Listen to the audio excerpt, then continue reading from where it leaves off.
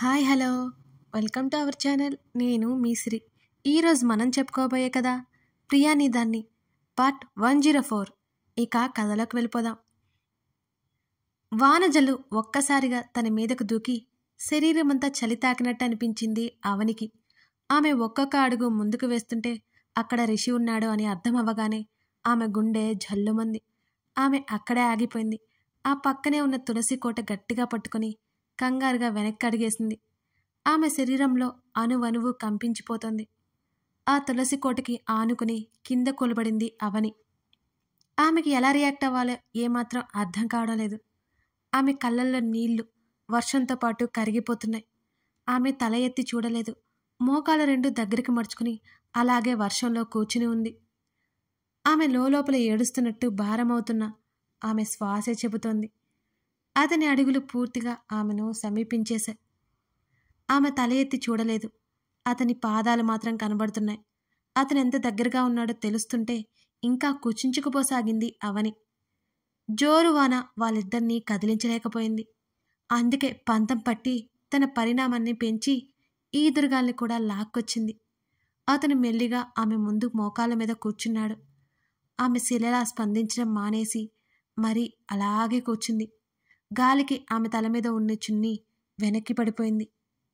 ఆమె నుదురు దగ్గర మానుతున్న గాయం అతని కంటపడింది. నిండుగా ఉండే ఆమె చెక్కులు కాస్త లోపలికి పోయాయి. ఆమె కోలకళ్ళు జీవం లేనట్టు మరింత దిగులుగా ఉన్నాయి. ఆమె మెడలో అతను కట్టిన మంగళసూత్రం తాలూకా చైన్ అతనికి స్పష్టంగా కనబడుతోంది. ముడుచుకున్న ఆమె పాదాలకు ఉన్న మెట్టెలు అతని కనులకు విందు చేస్తున్నాయి. అతనికి కనిపిస్తున్న ఆ కొన్ని గుర్తులు ఆమె ఇంకా తన భార్య అని చెప్పకనే చెబుతున్నాయి. ఆమె రెండు చేతులతో మోకాళ్ళ దగ్గర పట్టుకుని అలాగే నేలవైపు చూస్తోంది. నిశ్శబ్దం వారిద్దరి మధ్య కూర్చొని విరగబడి నవ్వుతోంది. చినుకు చినుకు విపరీతమైన వేగంతో వారి ముఖాన్ని తాకి సన్నటి నొప్పిని కలిగించి మాయమైపోతున్నాయి. అతను అలా మోకాల మీద కూర్చోవడంతో అతని పొట్ట దగ్గర సన్నటి నొప్పి. ఆ సమయంలో అతనది లక్ష్య పెట్టలేదు. అవని మెదడు కొత్తపడి పడినట్టు విపరీతంగా ఆలోచించసాగింది. తన ఎదురుగా ఉన్నది రిషి. తను చూస్తున్నది అతన్నే. తను ఇక్కడికి ఎందుకు వచ్చాడు? ఎక్కడికో వెళ్ళిపోయాడు కదా, అప్పుడే తిరిగి వచ్చేశాడా? అతను ఇక్కడికి రావడానికి బలమైన కారణం ఏంటి? ఏదో ఉండి ఉంటుంది. అంతేకాని అతను తన కోసం వస్తాడా ఏంటి? తన మనసు ముక్కలైపోయింది. ఈసారి అతని వెంట పడదు. అతనికి తనంటే ఇష్టం లేదు. అతనికి తను వద్దు అని అతను నిక్కచ్చిగా చెప్పిన తర్వాత కూడా తను ఏం మొహం పెట్టుకుని ఇంకా అతనే కావాలంటుంది? అంతలోనే ఆమెకు అసహనం. అతని బాగోగులు అడగాలనిపిస్తోంది. అతన్ని తనివి తీరా చూసుకోవాలనిపిస్తోంది. ఏంటిది? తను ఎందుకు అతని ముందు ఇంత బలహీనపడిపోతుంది? లేదు లేదు, తను అసలు ఏమీ అడగదు, మాట్లాడదు. అతను ఎందుకు వచ్చాడో ఏమో. తను విడాకుల కాగితాల మీద సంతకాలు కూడా చేసే కదా ఇంతవరకు వచ్చింది. ఇంకేదైనా తనతో అవసరం ఉంటే ఉంటుంది. అందుకోసమే అతను వచ్చుంటాడు. తెగదెంపులు అయిపోయాయి. ఇంకా ఏముంది తన దగ్గర? వెళ్ళినవాడు వెళ్లకుండా మళ్ళీ వచ్చి తనకెందుకు ఇంతటి వేదనని ఇస్తున్నాడు? వద్దన్నాడు కదా తనని. ఏదైనా అవసరపడితే ఎవరైనా పంపొచ్చు కదా. ఇలా అయినా వచ్చాడు. అతని గురించి తనకి నిశ్చింత. ఇక చింత ఉండదులే. మళ్ళీ అదే ప్రశ్న తలలో. అతను ఎందుకు వచ్చినట్టు? అతని చెయ్యి ఆమె చెంప మీదకి చేరగానే ఆమె పాదాల వేళ్లు లోపలికి ముడుచుకుపోయాయి. ఆమె కనులు గట్టిగా మూసుకుపోయాయి. ఆమె చేతులు ఆమె మోకాళ్ళ మీద బిగుసుకుపోయాయి. ఆమెలా రేగుతున్న భావాలని అయోమయంలోకి తోసేసింది అతని స్పర్శ. ఆమె శరీరం నిశ్చలంగా మారిపోయింది. ఆమె ఊపిరి ఇంకా భారమైపోయింది. ఆమె ఆలోచించుకోవడానికి కూడా ఏమీ లేనట్టు ఆమె మెదడు కాసేపు మొద్దుబారిపోయింది. అతని ప్రవర్తన మరింత వింతగా తోచింది ఆమెకి. అతని విశాలమైన అరచేయి ఆమె రెండు కాళ్ళను లాగి కిందకు వేసింది. ఆమె అదిరిపడింది. రెండు చేతులు ఒడిలో పెట్టుకుని ఇంకా ఇంకా కుచించుకుపోయింది. ఆమె చెంప మీద చెయ్యి తీసేయగానే కళ్ళెత్తి చూసింది. మరుక్షణం ఆమె భుజాలు పట్టుకుని దగ్గరికి లాక్కున్నట్టుగా ఆమెను అతను హత్తుకున్నాడు. సరిగ్గా ఆమె చెవి అతని ఛాతీకి ఆనుకుంది. ఆమె కళ్ళింకా వెడల్పయ్యాయి. అతని హృదయసడి మరింత వేగంగా ఉన్నట్టు ఆమెకి తెలుస్తోంది. ఆమె చుట్టూ అతని చేతులు బిగుసుకున్నాయి. తనిదంతా నమ్మలేకపోతుందేంటి? ఇదంతా అసలు తనింకా కలలో ఉందా ఏంటి? కానీ అతని స్పర్శ ఇది నిజమే అని చెప్తోంది కదా. ఆమె తల మీద అతని చెయ్యి అటూ ఇటూ కదులుతోంది. ఆమె మెడ మీద నుంచి వీపు వరకు అతని మరొక చెయ్యి స్థానభ్రంశం చెందుతూ ఉంది. ఆమెను మరింత దగ్గరగా లాక్కుంటోంది. వాన ఉధృతి ఇంకా పెరిగిపోయింది. ఇద్దరూ ఇంచు కూడా పొడిలేనట్టు తడిచిపోయారు. తడుస్తూనే ఉన్నారు. గబుక్కున ఆమెను దూరం జరుపుతూ ఆమె ముఖంలోకి చూశాడు. అవని ప్రశ్నార్థకంగా చూస్తోంది. ఆమె తల మీద నుండి నీళ్లు ఆమె ముఖం మీదకి కారిపోతున్నాయి. అతని తల నుంచి అతని ముఖానికి పడుతున్న నీళ్లు ఆమె మీదకు జారిపోతున్నాయి. అతని 2 చేతుల్లో ఆమె ముఖం చిక్కుకుపోయింది. ఆమె ముఖాన్ని దగ్గరికి లాక్కొని క్షమించు పదే పదే పలుకుతూ ఆమె నుదురుకి అతని నుదురు ఆనించాడు రిషి. అప్పటికే ఈ లోకంలోకి వచ్చి పడిన ఆమెకి ఒక్కసారిగా కన్నీళ్లు ఉబికి వచ్చాయి అతని ప్రవర్తనకి. ఆమె పెదవుల నుంచి మాటైనా రాలేదు. అవి విపరీతంగా వణికిపోతున్నాయి. ఆమె ముక్కు అదురుతోంది. ఆమె కళ్ళు తెరవలేదు. ఆమె ముఖం మెల్లిగా వెడల్పోయింది. ఆమె ఏడుస్తోంది. ఆమె ఏడుపు శబ్దం బయటికే వినిపించేంతగా ఉంది. ఈ మాటలు తను అతని నుంచి కోరుకుంది. నువ్వేంటో తెలుసుకునేసరికి చాలా ఆలస్యమైపోయింది అని అతను గొంతుకేదో పడినట్టు అంతకంటే ఎక్కువ మాట్లాడలేకపోతున్నాడు. గద్గదమైన స్వరంతో అతను ప్రతి మాట మాట్లాడుతున్నాడు. ప్లీజ్ ఏడవకు. ఇప్పటికే జీవితానికి సరిపడా ఏడ్చేశావు. ఆమె ఏడుపు కనిపిస్తోంది కానీ వర్షపు నీటిలో కలిసిపోయిన అతని కన్నీళ్లు చూడ్డం ఎవరి తరం? అతని చేతులు వెనక్కి నెట్టేసి 2 చేతుల్లో ముఖం దాచుకుంది. మోకాళ్ళ దగ్గరికి ముడుచుకుని తలదూర్చేసింది. వానతో పాటు ఆమె ఏడుపు శబ్దం పోటీ పడుతోంది. ఆమెలో భారం పోయే వరకు ఏడుస్తోంది. ఆమెను ముట్టుకోవాలన్నా అతను వెనకాడుతున్నాడు. ఏడవద్దు అని చెప్పాలని ఉన్నా చెప్పలేకపోతున్నాడు అతను. వాన ఉధృతి మెల్లిగా తగ్గసాగింది. ఆమె గుండెల్లో భారం కూడా మెల్లిగా దిగిపోసాగింది. ఆమె ముందు అలాగే మోకాళ్ళ మీద ఆసరా చేసుకుని కూర్చునే ఉన్నాడు అతను. వెలుగు మీద అక్కడక్కడ జరిగినట్టు సన్నటి చీకట్లు. వాళ్ళిద్దరికీ అంతరాయం లేకుండా ఉండాలని మేఘాలను దూరం చేయడానికి చిరుగాలి ప్రయత్నం చేస్తోంది. ఆమె కాస్త నెమ్మదించింది. కళ్ళు తుడుచుకుంటూ తల ఎత్తి చూసింది. అతడు ఆమె వైపు ఆదుర్దాగా చూస్తున్నట్టు తెలుస్తూనే ఉంది. అతని గురించి ఆల్రెడీ తనకు ముందే తెలుసు. తను ఎందుకిలా రియాక్ట్ అవుతుంది? ఎందుకొచ్చావు? ఆమె ఒక్కొక్క పదం కూడబలుక్కుని చెబుతూ అడుగుతోంది. నా ఉద్దేశం ప్రశ్నించట్లేదు, కారణం అడుగుతున్నాను. ఆమె నెమ్మదిగా అంది చూపులు పక్కకు తిప్పుకుంటూ. అతని చెయ్యి దగ్గర ఉన్న ఆమె 2 పాదాల మీద పడగానే ఒక్కసారిగా అదిరిపడి బాసిం బట్టలు వేసుకుని నిటారుగా కూర్చుంది. అప్పటి వరకు వంగి ఉన్న ఆమె శరీరం ఒక్కసారిగా సరిగ్గా మారింది. ఆమె కళ్ళు వెడల్పయ్యాయి. నీకోసమే. అతని మాటలు నమ్మలేనట్టు చూసింది అవని. అప్రయత్నంగా ఆమె కనురెప్పలు టపటపా కొట్టుకోసాగాయి. ప్రతి భావం ఆమె ముఖంలో కనిపిస్తుంటే అతను చకితుడైపోయినట్టు చూస్తుండిపోయాడు. ఏంటి?